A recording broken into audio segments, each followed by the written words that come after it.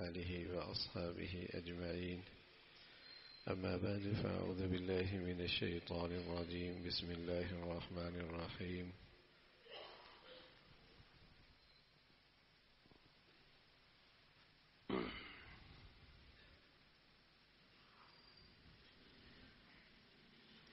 والذين هم لفروجهم حافظون إلا على أزواجهم أو ما ملكت أيمانهم فإنهم غير ملومين فمن ابتغى وراء ذلك فأولئك هم العادون.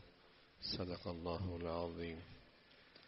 اللهم صل على سيدنا محمد وعلى آل سيدنا محمد وبارك وسلم. اللهم صل على سيدنا محمد النبي الأمي وعلى آلہ وأصحابہ وسلم. میرے معزز مسلمان بزرگوں، عزیز بھائیوں اور امت مسلمہ کے مقدس ماں اور بہنوں، عفت، پاک دامنی، عفت، عصمت، یہ ایمان والوں کی بڑی خوبی ہے.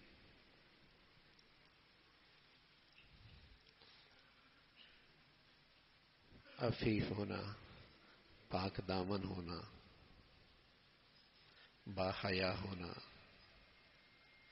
یہ ایمان کا ایک جوہر ہے، جوہر، اور ایک مسلمان کی دینی زندگی کی ایک بڑا فریضہ بھی ہے، حسن بھی ہے. لیکن ساتھ ہی اللہ کریم نے انسانی فطرت میں، انسانی طبیعت میں جنسی جذبہ بھی رکھا ہے، جنسی خواہش بھی رکھی ہے. عام انسان میں بھی رکھی ہے، ولی میں بھی رکھی ہے، نبی میں بھی رکھی ہے، بڑے سے بڑے پیغمبر میں بھی رکھی ہے. یہ جنسی خواہش، جنسی جذبہ، یہ انسان کی فطرت میں اللہ نے رکھا ہے.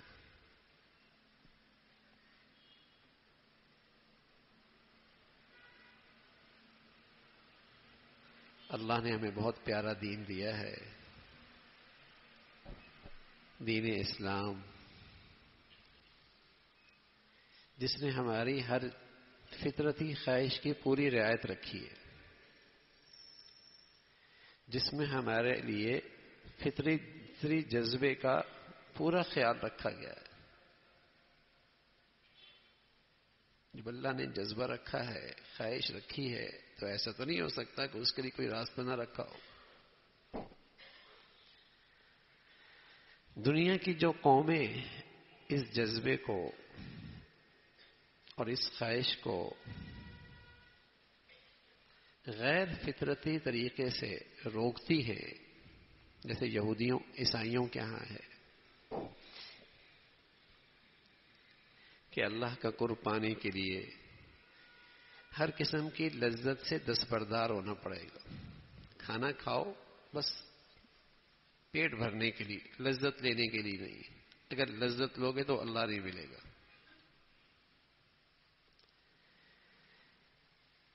عورت کو مرد سے دور رہنا ہوگا، شادی نہیں کرنی ہوگی.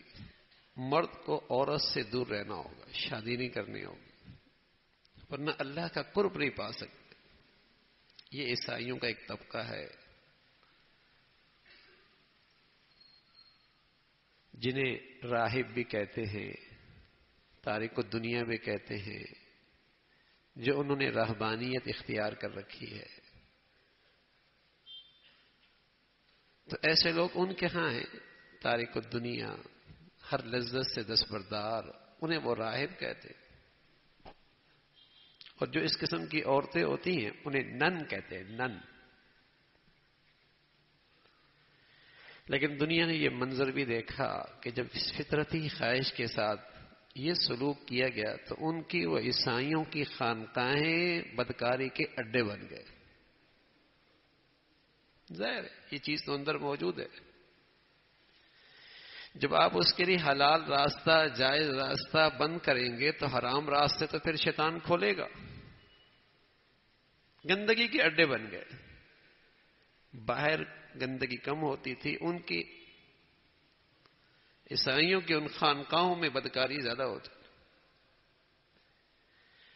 لیکن اللہ تعالیٰ نے محمد الرسول اللہ کے واسطے سے جو اس امت کو دین دیا ہے، دین اسلام، اس میں اس جنسی خواہش کی پوری رعایت رکھی گئی. حدود بتائیں،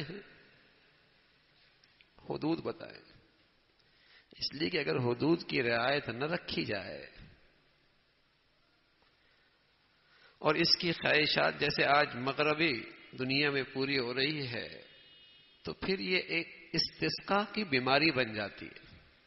جیسے آدمی کو پیاس کی بیماری لگتی ہے، وہ مٹکے بھی پی لے تب بھی پیاس نہیں بجھتی. اسی طرح اگر اس جنسی خواہش کا راستہ بند نہ کیا جائے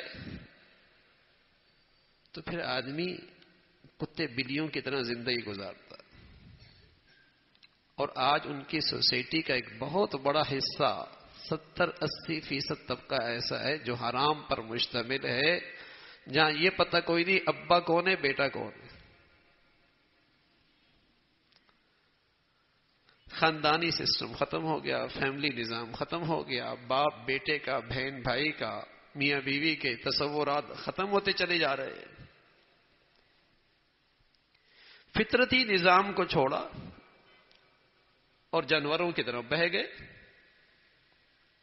ہمارا دین نے اس کا راستہ بتایا کہ پاک دامن رہو، عفیف رہو، پاکیزہ رہو، باحیا رہو، عصمت تمہاری زندگی میں ہو.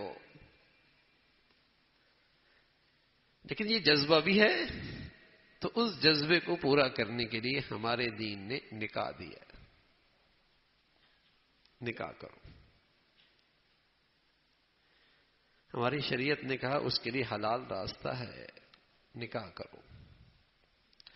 اور اگر اس جذبے کو اور اس خواہش کو حلال طریقے سے پورا کرو گے، نہ صرف جائز ہوگا، ثواب بھی ملے گا، عبادت بھی ہوگی، اجر و ثواب بھی ملے گا، اور بڑھیا عبادت ہوگی.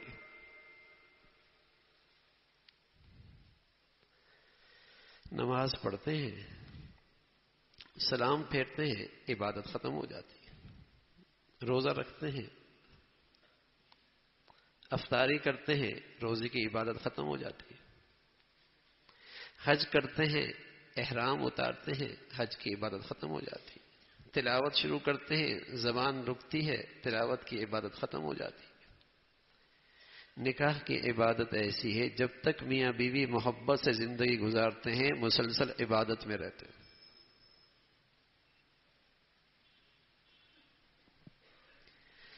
اب یہ فطرتی ضرورت ہے. اللہ نے یہ جذبہ ہر آدمی میں رکھا ہے، عورت میں، مرد میں رکھا ہے. معاشی حالات ہر ایک کے مختلف ہیں، تو شریعت نے اس کے پر کوئی شرائط نہیں لگایا، اس کو مشکل نہیں بنایا، اسے بوجھل نہیں بنایا، اسے مشکل نہیں بنایا، بوجھل نہیں بنایا، اس کے راستے میں رکاوٹیں نہیں کھڑی کی.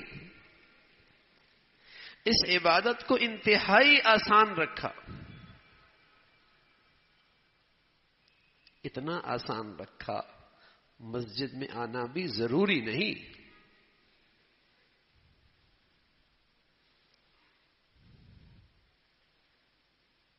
خطبہ پڑھنا بھی ضروری نہیں. چند آدمی موجود ہیں، بچی موجود ہے، بچہ موجود ہے، 2 گواہ موجود ہیں، اس مجلس میں نکاح ہو جائے گا. بتائیے کتنا آسان.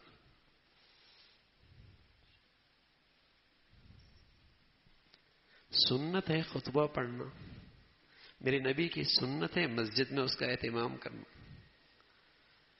لیکن اس نکاح کی عبادت کے لیے کوئی چیز ضروری نہیں قرار دی کہ مشکل ہو جائے.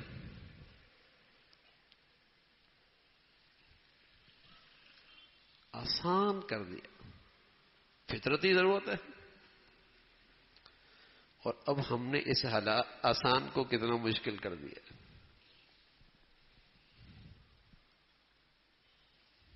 کتنا مشکل کر دیا. جب تک لاکھوں نہ ہو نکاح نہیں ہوتا.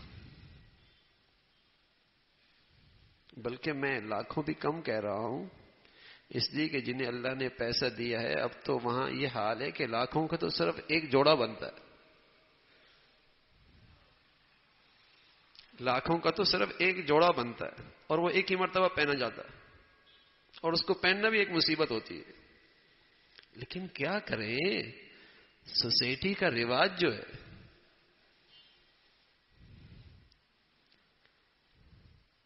لوگوں کو بھی تو بتانا ہے، دنیا کو بھی تو دکھانا ہے۔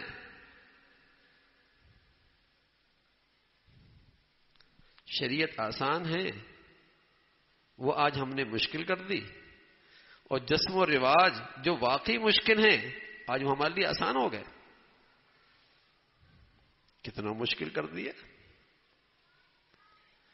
منگنی ہے اور اس کی تقریبات ہیں، اور پھر مہندی کی تقریبات ہیں، اور پھر نہ جانے کن کن کی تقریبات ہیں، اور پھر جب تک شامیانے نہ لگے اور جب تک ہال بک نہ ہو اور جب تک کہ ہزاروں آدمی شریک نہ ہو اس وقت تک اس کا نکاح ہی نہیں ہوتا۔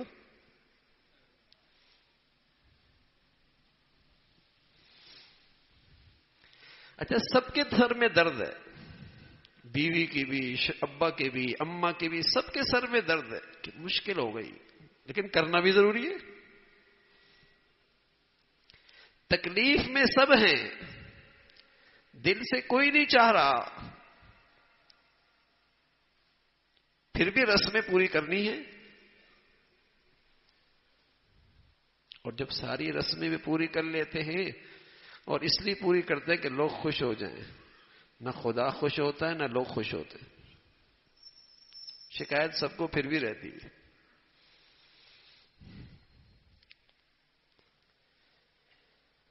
آسان چیز تھی اور یہ فطرتی ضرورت ہے۔ ہم عرض کیا کرتے ہیں، بڑی خوشی کی بات ہوتی ہے، لوگ کہتے ہیں ہم ہر سال عمرہ کرتے ہیں، اور بلکہ ہر مہینے میں کرتے ہیں، اور بعض تو کہتے ہیں الحمدللہ ہر مہینے ہر سال اعتکاف مدینہ میں ہوتا ہے، آخری عشرہ وہیں گزرتا ہے، الحمدللہ۔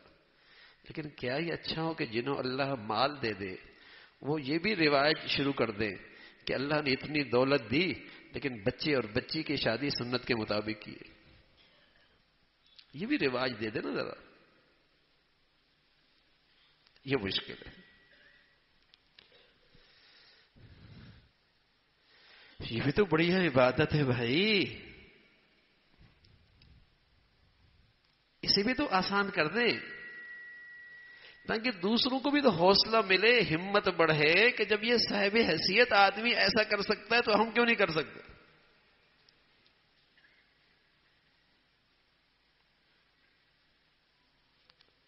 پیارے نبی صلی اللہ علیہ وسلم فرمایا کرتے تھے، اعظم النکاح برکۃ ایسرہ مؤونہ، اس نکاح میں بڑی برکت ہے جس میں لڑکے اور لڑکی والوں پر بوجھ کم ہو، ہلکی پھلکی شادی۔ اب تو مہینوں پہلے تقریبات شروع ہوتی ہیں، بلکہ اگر منگنی شروع کر دو تو سال بھر ہی چلتا رہتا ہے۔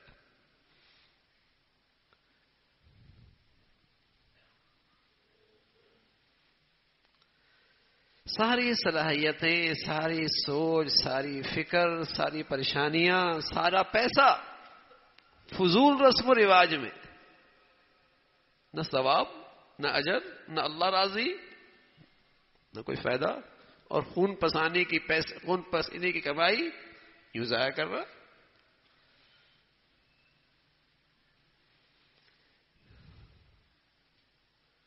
آسان چیز تھی، جب ہم حلال مشکل کر دیں گے تو پھر حرام سستا ہو جائے گا۔ یہ فطرتی جذبہ تو ہے نا، یہ جنسی خواہش تو ہر ایک میں ہے۔ جب میرا معاشرہ اس راستے میں رکاوٹیں ڈالے گا اور اس کو مہنگا اور مشکل کر دے گا اور اس کو رسم و رواج کی زنجیروں میں جکڑ دے گا تو جوان بچی اور بچے میں یہ چیز جذبہ تو خواہش تو موجود ہے، پھر وہ حرام کے راستے چوپٹ کھلیں گے نا۔ پھر حلال جو مہنگا کر دیا ہمارے معاشرے نے،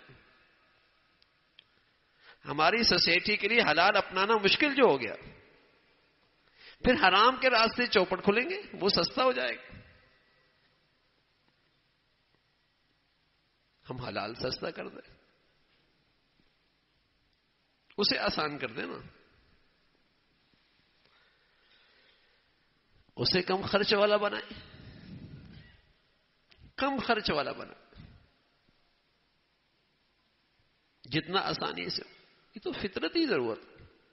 جابر رضی اللہ تعالیٰ عنہ اللہ کے نبی صلی اللہ علیہ وسلم کے بڑے چہیتے صحابی، بڑے پیارے. حضور علیہ الصلوۃ والسلام کی خدمت میں آئے، کہا یا رسول اللہ میں نے نکاح کر لیا. مدینہ تھا کتنا، کر لیا. آپ علیہ الصلوۃ والسلام نے پوچھا کواری سے کیا ہے بیوہ سے کیا ہے؟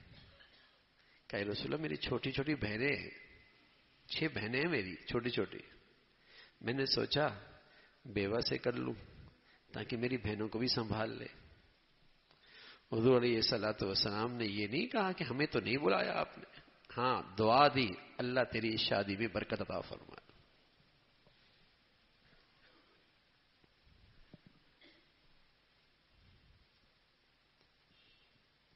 بڑے صاحب حیثیت صحابی، بڑے صاحب حیثیت صحابی عبدالرحمن بن عوف رضی اللہ عنہ. اللہ نے بڑی دولت دی تھی، دولت بھی دی تھی اور عقل اور سمجھ بھی دی تھی. ایک مرتبہ اشرفیوں کا ڈھیر لگ گیا اور ایک پیمانہ منگوایا اور اس پیمانے کے ذریعے فرمایا فہرست لاؤ حضور کے ساتھ بدر میں کون کون شریک تھے، پھر فرمایا حدیبیہ میں کون کون شریک تھے، اور اس پیمانے سے اشرفیہ بھر بھر کے سب کے گھروں میں پہنچا دی. ساری اشرفیہ ختم ہو گئی. دولت بھی تھی دی، اللہ نے سمجھ بھی بڑی دی تھی. لیکن جب شادی کی بات آئی تو ایک دن حضور علیہ الصلوۃ والسلام کی خدمت میں آئے تو زرد رنگ کا نشان پڑا ہوا تھا کپڑوں پہ. کہا عبدالرحمن یہ کیا؟ کہ اللہ کے رسول شادی کی ہے، خوشبو لگائی تھی، یہ اس کا نشان ہے. اللہ اکبر.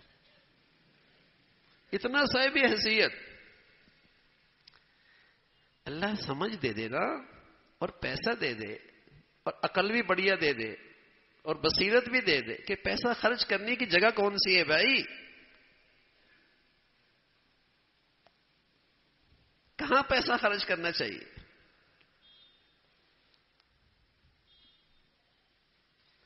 آسان کر دیا. اور اللہ کے نبی صلی اللہ علیہ وسلم نے ان سے کچھ نہیں کہا کہ ہمیں تو آپ نے بلایا ہی نہیں، اتنی بڑی تقریب کی، بلایا ہی نہیں. فطرتی چیز ہے. تو جو ہمارے دین نے اور ہماری شریعت نے جنہیں آسان کیا ہے ہم انہیں آسان رکھیں بھائی، آسان رکھیں. اور یہ ہمارا معاشرے پہ بڑا احسان ہوگا، بڑا احسان. ورنہ بچیوں کے بال سفید ہو جاتے ہیں اس لیے کہ وہ معاشرے کے رسم و رواج نہیں پورا کر سکتے. نوجوانوں کی جوانیاں ڈھلنے لگتی ہیں اس لیے کہ ان کے ماں باپ معاشرے کے رسم و رواج نہیں پورا کر سکتے.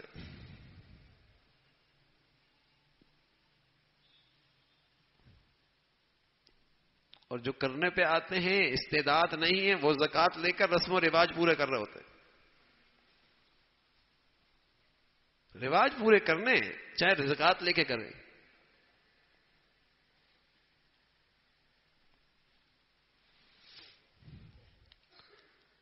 تو یہ ایک فطرتی ضرورت ہے.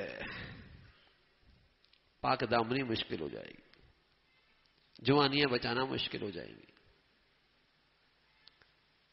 حضور علیہ الصلوۃ والسلام جب نکاح پڑھایا کرتے تھے تو نکاح کے موقع پہ 3 آیات کی تلاوت فرمایا کرتے تھے، اور 3 آیات میں ایک بات 4 مرتبہ فرماتے تھے. اور وہ بات یہ ہوتی تھی اللہ سے ڈرنا، اللہ سے ڈرنا، اللہ سے ڈرنا، اللہ سے ڈرنا.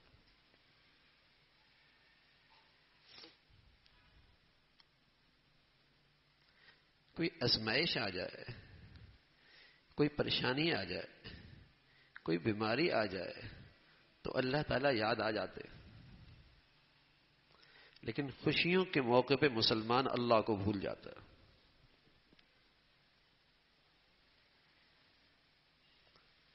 شادیوں اور خوشیوں کے موقع پہ سب کی منت کر کے بلایا جاتا ہے،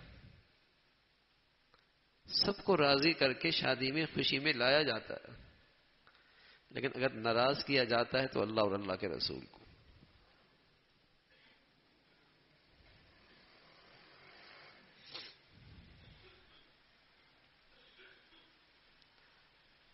تو یہ تو عبادت ہے. عبادت میں تو گناہ نہیں ہوتے. کوئی طواف کر رہا ہو اور موسیقی بھی سن رہا ہو تو بتائیے وہ عبادت رہے گی؟ کوئی آدمی نماز پڑھ رہا ہو اور موسیقی بھی سن رہا ہو، بتائیے عبادت رہے گی؟ کوئی آدمی نے روزہ رکھا ہو اور ناچ بھی رہا ہو، بتائیے عبادت رہے گی؟ تو بھائی نکاح کی تقریب ہے، نکاح ہے، شادی ہے، ولیمہ ہے، عبادت ہے، تو پھر اس میں گناہوں کا کہاں گزر، اس کی گنجائش کہاں؟ یا تو مسلمان اسے عبادت نہیں سمجھتا، ہندو عیسائیوں کی طرح شادیاں کرے کہ بس ایک مرد عورت اکٹھے ہو گئے بس. ہمارے دین نے تو اسے عبادت بتایا ہے بھائی، اور عبادت میں اللہ کی نافرمانی نہیں ہوتی، اللہ کو راضی کیا جاتا ہے.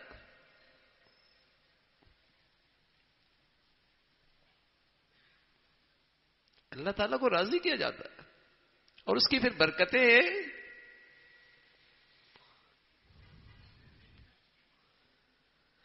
اس میں اسراف نہ ہو، اس میں خرافات نہ ہو، اس میں بے حیائی کے نقشے نہ ہو. شادی ہو لیکن اللہ سے تو ڈرے. تو خاص طور پہ اللہ کے نبی صلی اللہ علیہ وسلم اس موقع پہ جن آیات کی تلاوت کرتے تھے پیغام یہ ہوتا تھا: اللہ سے ڈرو، اللہ سے ڈرو، اللہ سے ڈرو، اللہ سے ڈرو. اس موقع پہ اللہ سے نہیں ڈرتا یہ. ہاں معاشرے سے ڈرتا ہے، سوسائٹی سے ڈرتا ہے، برادری سے ڈرتا ہے، لوگ کیا کہیں گے اس سے ڈرتا ہے. بعض بیچارے لوگ پوچھتے ہیں کہ وہاں مخلوط مجلس ہے، رشتہ دار بھی ہیں، نہیں جاؤں گا تو ناراض ہو جائیں گے، گناہ بھی ہیں، رشتہ دار بھی ہیں، نہیں جاؤں گا تو ناراض ہو جائیں گے. تو ہم ان سے کہتے ہیں انہیں کیوں لحاظ نہیں ہے آپ کا کہ اگر گناہوں کی مجلس بناؤں گا تو میرے رشتہ دار نہیں آئیں گے، ناراض ہو جائیں گے. تمہیں ان کی ناراضگی کا ڈر ہے، انہیں تمہاری ناراضگی کا ڈر کیوں نہیں ہے؟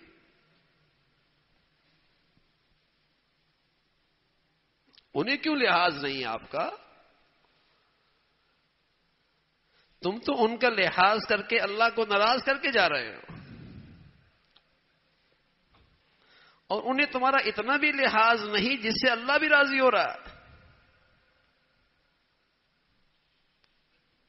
ہم نے ہتھیار ڈال دیے نا میاں.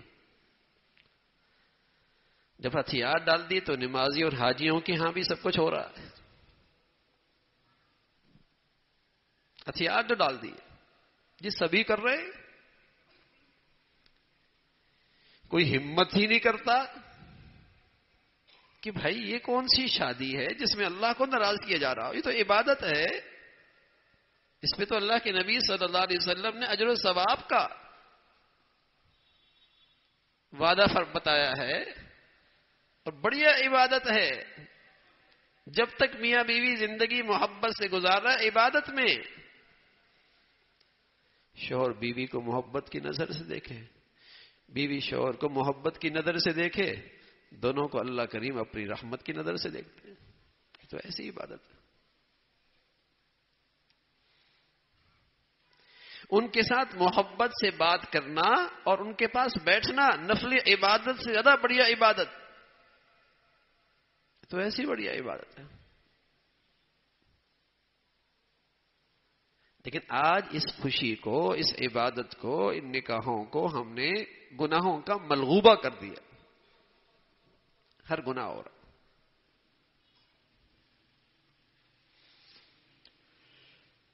عبادت آسان بھی تھی اور کم خرچ بھی تھی، اللہ بھی راضی تھا. اللہ بھی راضی. تو اس عبادت کو آسان رکھیں، آسان رکھیں، اور اس میں اللہ سے اللہ کا لحاظ رکھیں. سب کی زندگی میں آ رہا ہے، ابھی خوشیوں کا، شادیوں کا موسم ہے. کسی کے اپنے ہاں شادیاں ہوتی ہے، کسی کو شادیوں میں جانا پڑتا ہے.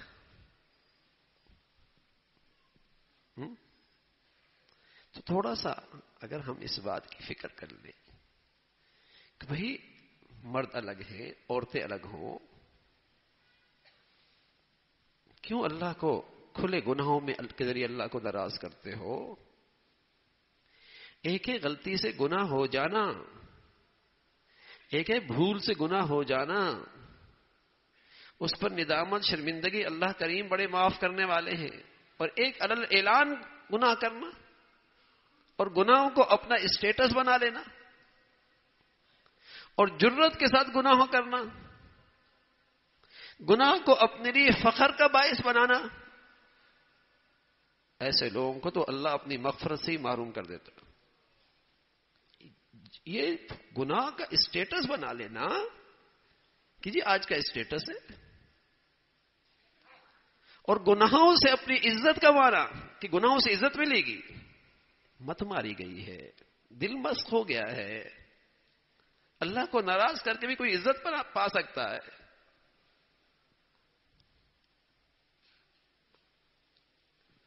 تو ہم الحمدللہ مسلمان ہیں. ہماری زندگی کا مقصد اپنے اللہ کو راضی کرنا ہے،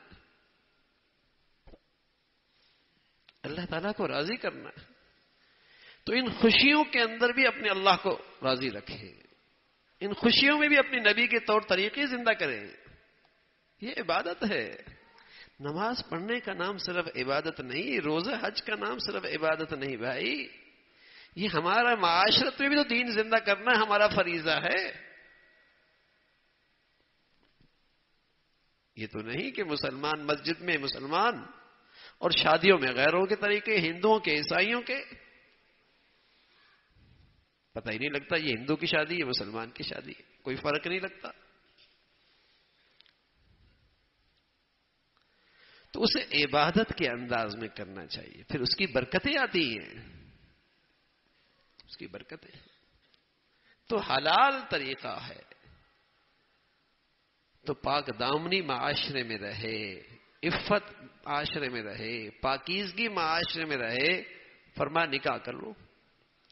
اور نکاح کے مرنے میں ترغیب ہے کہ بچی ہے، مناسب رشتہ آ گیا، آپ کو ظاہر سے بھی اچھا لگ رہا ہے، دین کے لحاظ سے بھی اچھا ہے، برابری ہے، تو پھر تاخیر نہ کرو، پھر جلدی نکاح کر لو. بلا وجہ تاخیر نہ کرو نکاحوں میں. مناسب رشتہ مل جائے تاخیر نہ کرو.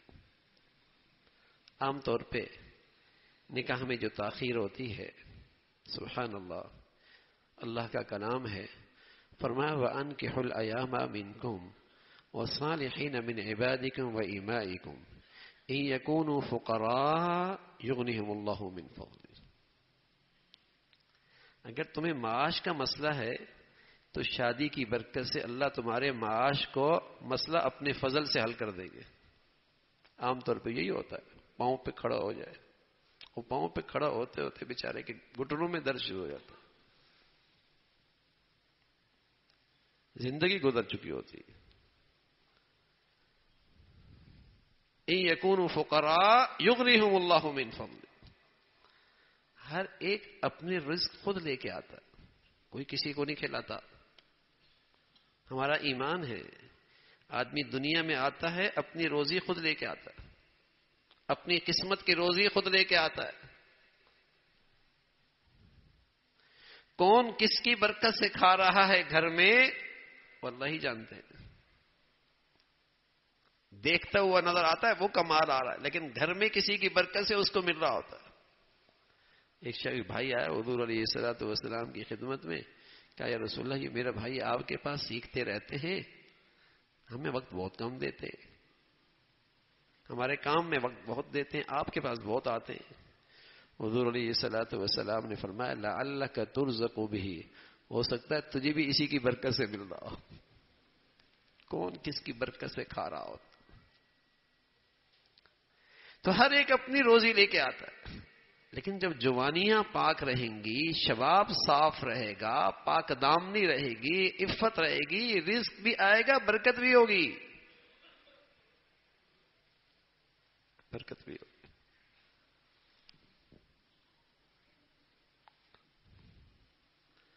لیکن معاشرے کا ایک اسٹیٹس بن گیا ہے جس کی وجہ سے تاخیر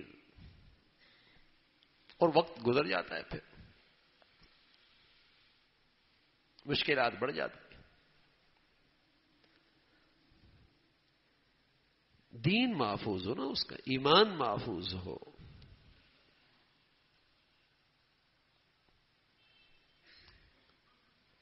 تو اللہ تعالیٰ نے ہمیں ایسا خوبصورت دین دیا میرے عزیزو، جس میں ہماری جذبات کی اور ہماری خواہشات کی رعایت رکھی گئی، اور اس کے لیے حلال راستے بتائے ہیں، اس کے لیے احکامات دیے ہیں، اور اس میں آسانیاں رکھی ہیں۔ یوں کر لو آسانی سے، خواہش بھی پوری۔ ایک صحابی کہنے لگے یا رسول اللہ، ہمارا جو بھی اہلیت سے زوجیت کا تعلق ہوتا ہے اس میں تو ہمیں لذت ملتی ہے، اس پر بھی ثواب ملے گا۔ پیارے رسول صلی اللہ علیہ وسلم نے فرمایا، یہی لذت اگر تم حلال کے بجائے حرام میں کرتے تو اللہ ناراض ہوتا نہیں ہوتا، گناہ ہوتا نہیں ہوتا؟ کہا ہوتا۔ تو فرمایا جب تم گناہ سے بچ گئے، حرام سے بچ گئے، یہی لذت حلال طریقے سے لے رہے ہو تو اللہ اس پہ تمہیں ثواب دے گا۔ اللہ کریم اسی لذت پہ تمہیں ثواب دے گا، اس پر اجر ہے۔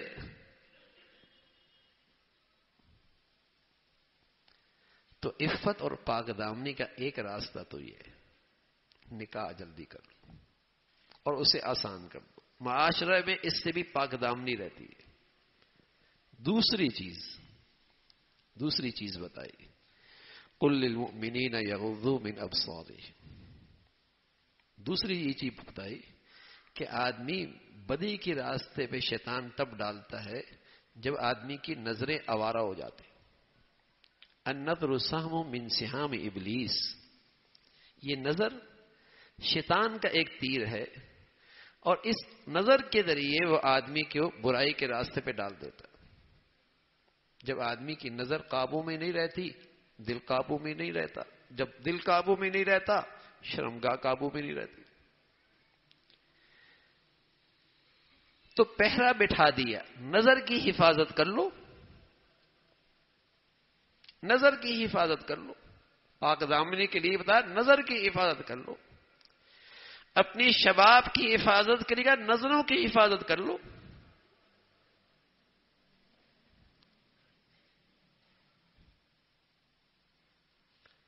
اب اس گناہ سے بچنا مشکل ہو گیا تو پھر دل صاف بھی کوئی نہیں ہے، اب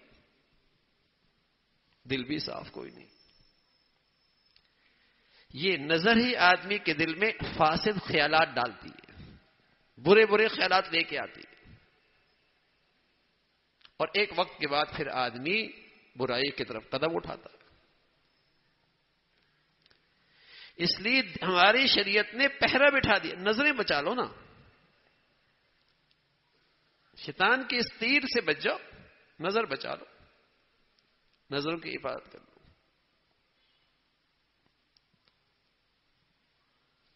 مشکل ضرور ہے، لیکن اگر آدمی یہ سوچے کہ اللہ تعالیٰ نے کیسی شاندار نعمت دی ہے یہ، اور کتنی احسان فراموشی ہے، جس ذات نے یہ نعمت دی ہے اس نعمت سے اسی کو ناراض کروں، اتنا احسان فراموش بھی تو نہیں ہوتا آدمی، ایسی احسان فراموشی بھی تو نہیں ہوتی۔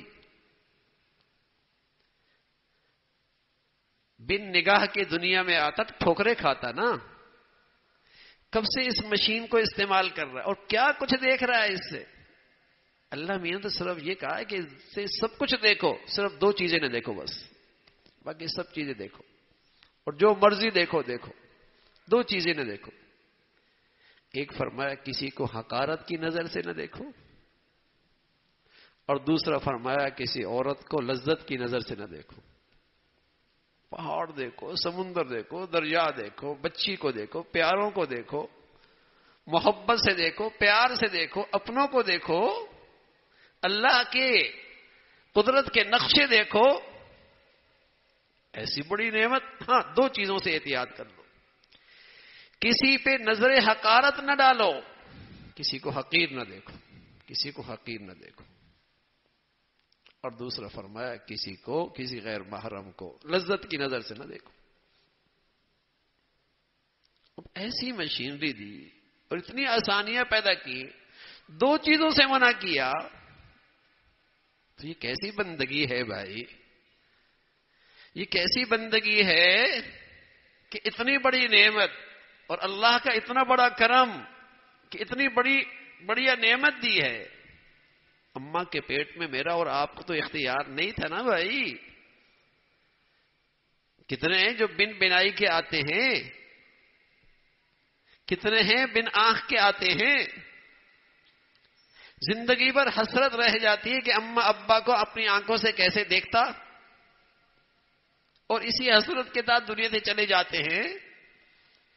اللہ حفاظت فرمائے.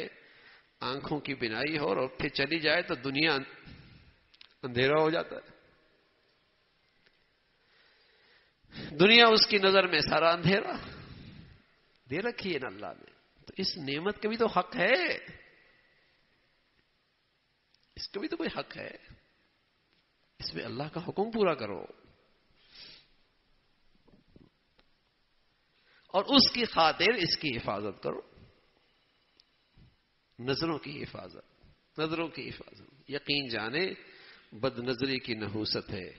جو تھوڑی بہت عبادت ہو بھی رہی ہوتی ہے نا، اس کے اندر بھی نور نہیں ہوتا، اس کے اندر بھی حلاوت نہیں ہوتی، اس کے اندر بھی جان نہیں ہوتی، اس میں بھی روح نہیں ہوتی. یہ ایسا منحوس گناہ ہے.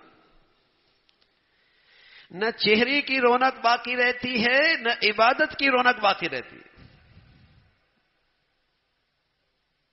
نہ چہرے کی رونق باقی رہتی ہے، نہ باطن کی رونق باقی رہتی ہے. چہرہ بھی بے نور، چہرہ بھی بے رونق، اور باطن بھی سیاہ، باطن بھی سیاہ. اس لیے اللہ کے نبی صلی اللہ علیہ وسلم فرمایا کرتے تھے النظر مسموم، النظر سہم مسموم من سہام ابلیس. زہر آلودہ تیر ہے شیطان کا، زہر آلودہ. جیسے زہر آلودہ تیر سے آدمی کی جان چلی جاتی ہے، ایسی اس بد نظری سے آدمی روحانی طور پہ اس پر موت واقع ہو جاتی ہے. تو ہمارے دین نے تو ہمارے لیے پہرے بٹھا دیے بھائی کہ پاک دامن رہو، کسی گندگی میں نہ پڑو، تمہارے دل کسی گندے خیالات میں مبتلا نہ ہو. پہرے بٹھا دیے ہماری شریعت نے. نظر بچا لو. اور سبحان اللہ، یہ آنکھوں کی پلکیں ٹھیک ہو نا، تو اگر کوئی نقصان دہ چیز اس کے قریب آتی تو آنکھیں خود جھک جاتی، پلکیں خود جھک جاتی. اللہ نے اس کے اندر اسپرنگ بنائے. اگر کوئی نقصان دہ چیز اس کے قریب کریں گے تو اس کی پلکیں خود جھک جائیں گی. ایسا ہی ہے. ہاں بھائی، جب ایمان بھی ٹھیک ہو نا اور روحانی طور پر بھی اس کے اسپرنگ ٹھیک ہو، تو بد نظری کے موقع پہ یہ خود بھی جھک جایا کرتی ہے. لیکن یہ ڈھیلے ہو گئے، یہ خراب ہو گئے. اب یہ نہیں جھکتے. ورنہ اللہ نے بنایا ہی ایسا ہے کہ نقصان دہ چیز کے موقع پہ یہ جھک جاتی ہے. چاہے ظاہری نقصان ہو، چاہے ایمان اور روحانیت کے لحاظ سے نقصان ہو، جھک جایا کرتی تھی.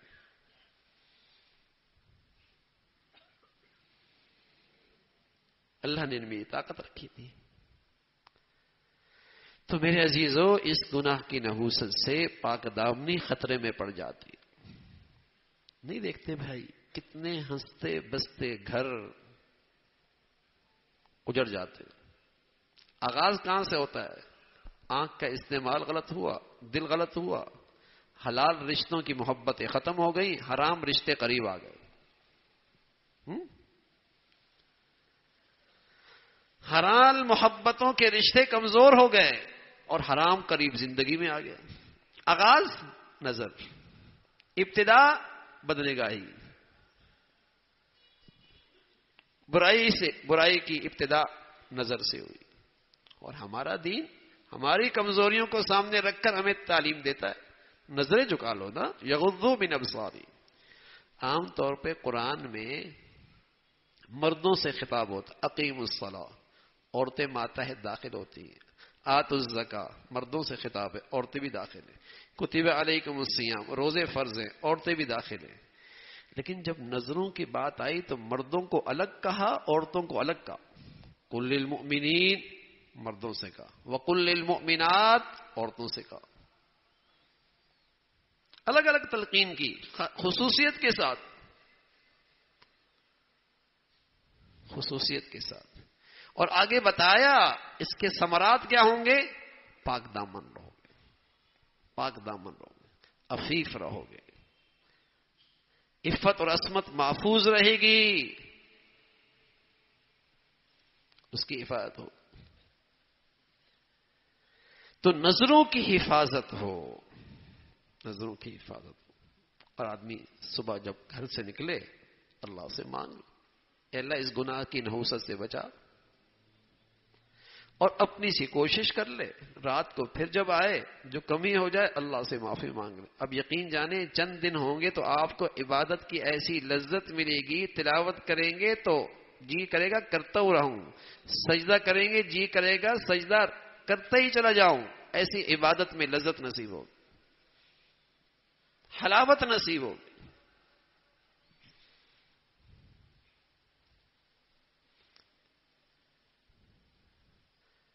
تو اس حکم کو پورا کریں.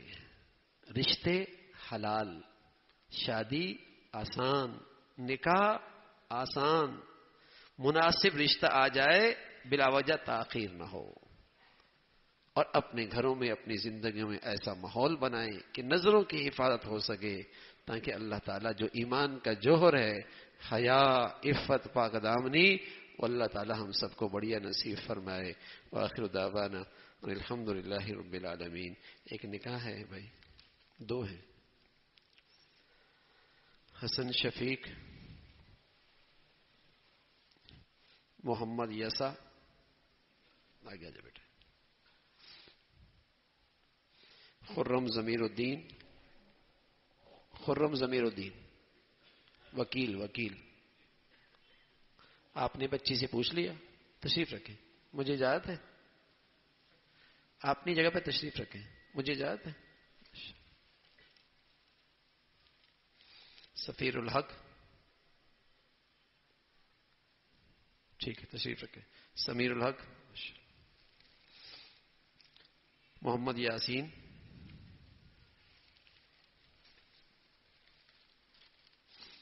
محمد یسا. محمد صادق بھائی. محمد صادق، مجھے اجازت ہے. محمد احمد ٹھیک. فہد آفتاب ٹھیک ہے ماشاء اللہ. نعمان محمد زبیر. آپ نے بچی سے پوچھ لیا؟ مجھے اجازت. تشریف رکھیں.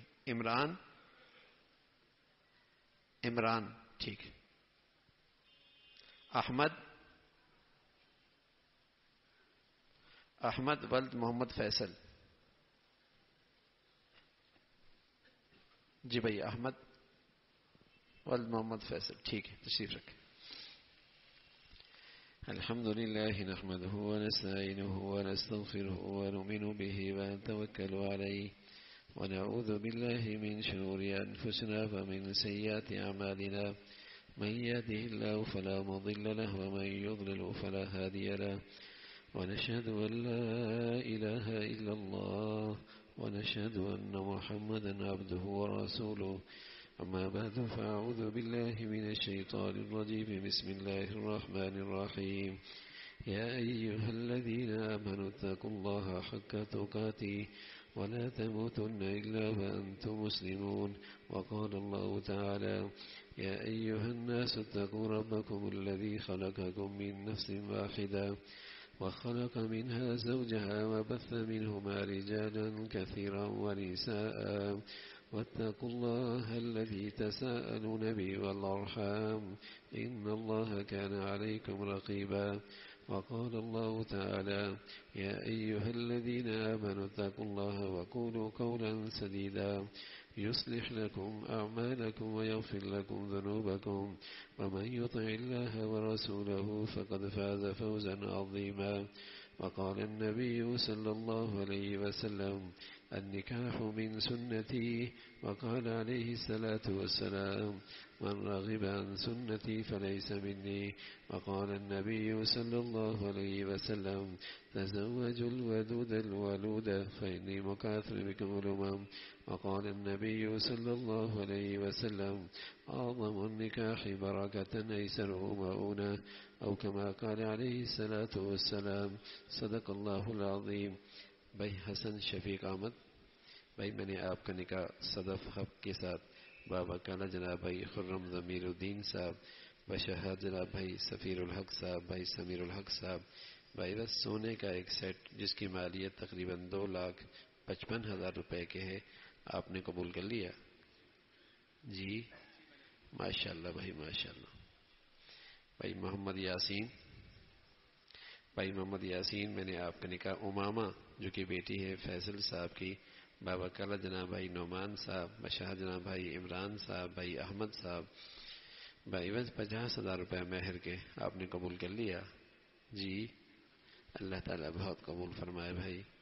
بھائی محمد یسا، میں نے آپ کا نکاح طوبہ ذکی کے ساتھ جو کہ بیٹی ہیں محمد ذکی صاحب کی، بابا کالا جناب بھائی محمد صادق صاحب، بشہاد جناب بھائی محمد احمد صاحب، بھائی فہد آفتاب صاحب، بھائی بس 51,000 روپے مہر کے آپ نے قبول کر لیا؟ جی اللہ تعالیٰ بھائی بہت قبول فرما لے. اللہم لک الحمد کلو ولک الشکر کلو، اللہم لک الحمد کلو ولک الشکر کلو، سبحان اللہ وبحمدہ سبحان اللہ العظیم، عدد خلقه وزنة عرشه ورضا نفسه ومداد كلماته. اللهم لا نحصي ثناء عليك أنت كما أثنيت على نفسك. اللهم أعنا على ذكرك وشكرك وحسن عبادتك.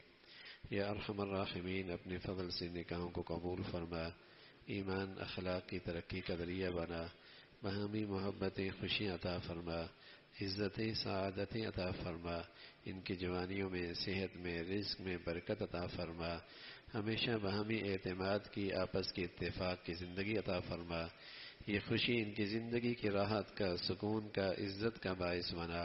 اے مولا کریم ان کے بڑوں کے لیے بھی یہ خوشی دائمی راحت اور سکون کا ذریعہ بنا. مولا کریم اپنے فضل سے پورے دین پہ چلنا آسان فرما، نیکی کی زندگی میں ایک دوسرے کا معاون بنا، حلال زندگی کا لطف نصیب فرما، حلال کی برکت سے ہر قسم کے حرام سے محفوظ فرما. اے مولا کریم اپنے فضل سے ہر ماں باپ کو اپنے بچے بچیوں میں خوشیاں نصیب فرما. ہم مسلمانوں کو اپنی خوشیوں میں اپنے نبی کے طور طریقے زندہ کرنے کی توفیق عطا فرما. گناہوں کی گندگیوں سے، رسم و رواج کے خرافات سے، بے حیائی کے فتنوں سے محفوظ فرما. اے مولا کریم ہمیشہ اپنے بچے بچیوں کی تعلیم تربیت زندگی کے صحیح فیصلے کرنے کی توفیق عطا فرما. اے مولا کریم سبھی کو ایمان والی عافیت والی صحت والی زندگی عطا فرما. اپنے فضل سے تمام حاضرین حاضرات سامعین سامعات کی تمام جائز حاجات کو پورا فرما، مشکلات کو آسان فرما، پریشانیوں کو ختم فرما.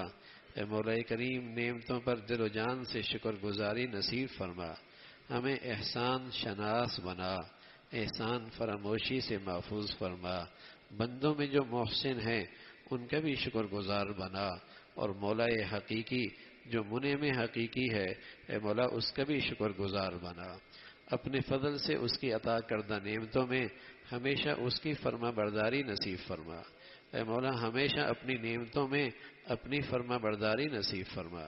اپنی عطا کردہ نعمتوں میں گناہوں اور نافرمانیوں سے اور ناشکری سے ہمیشہ محفوظ فرما.